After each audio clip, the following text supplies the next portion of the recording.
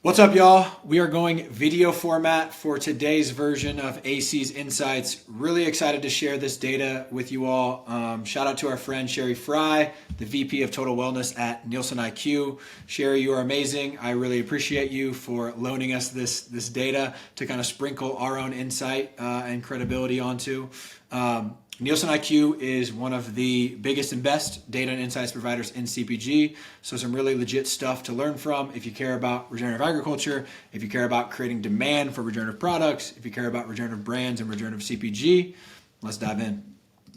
So first slide I think is the most important slide. And basically this is like Maslow's hierarchy of needs, but for the health and wellness minded consumer of today.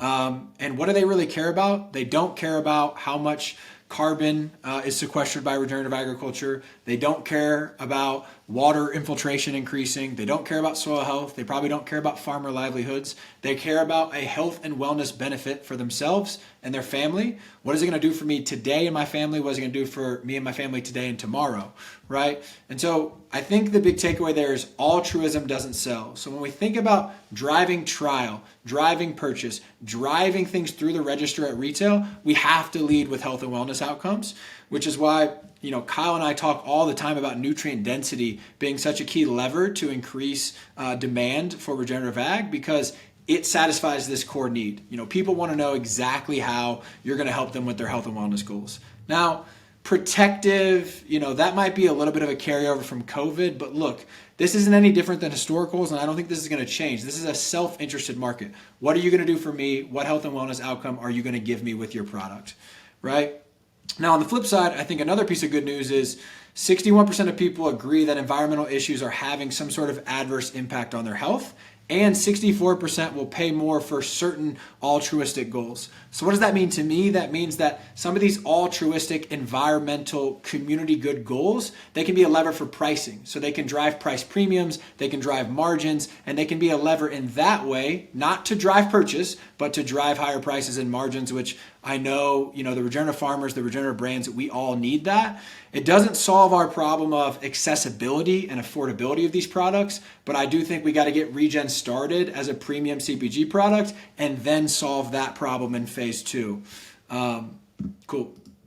So slide 2, this is a really, really cool slide. I want to make sure everyone understands what it actually means and what it's saying. So in the graph itself is all these claims, right? Regenerative, plastic-free, organic, B Corp, right? On this horizontal axis, it's showing the amount of times that claim is showing up like in products or categories. So organic is way ahead of everyone else. Like organic is slapped onto more things than anything else, right?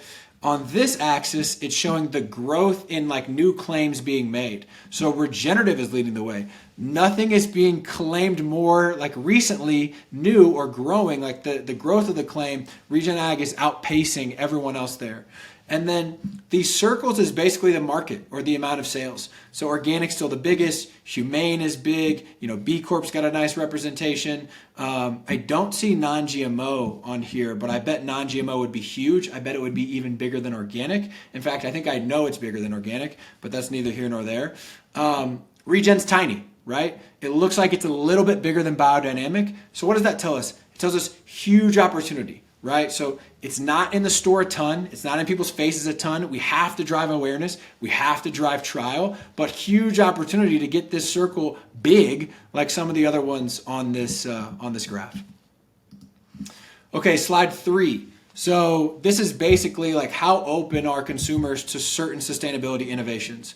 You can look at these other ones. I'm going to focus in on the Regen Ag one. For all my math wizards out there, 16 plus 54 is 70%.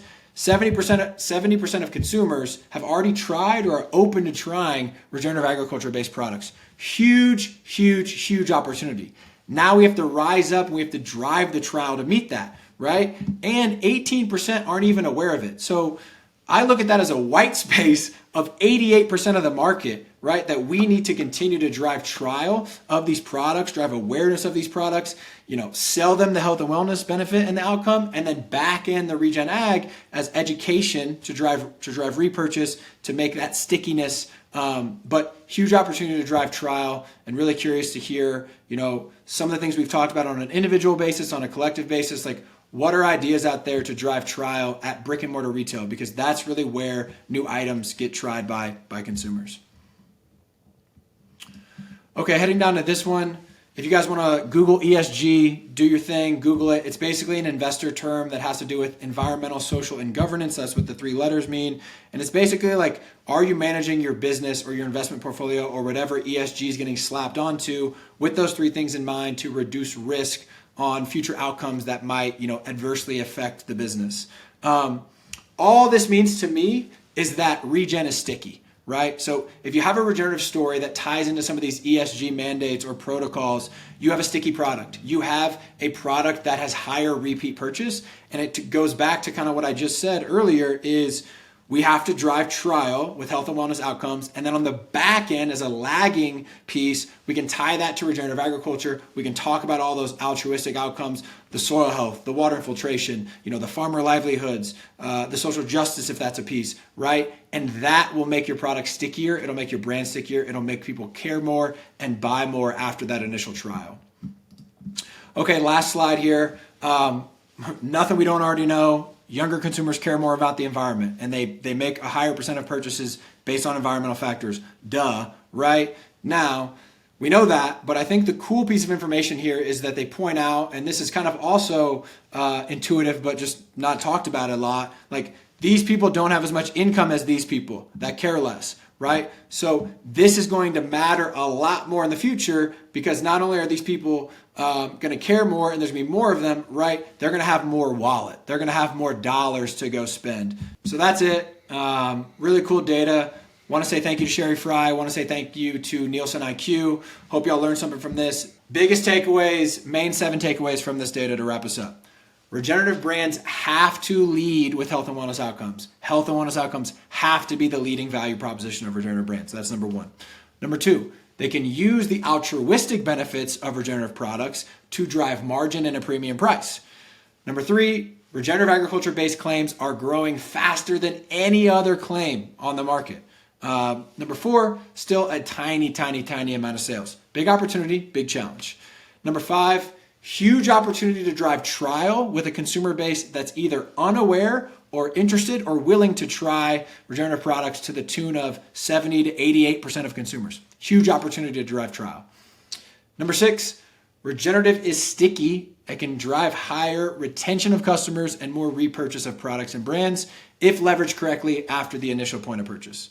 Number 7, younger consumers care more about the environment. Duh.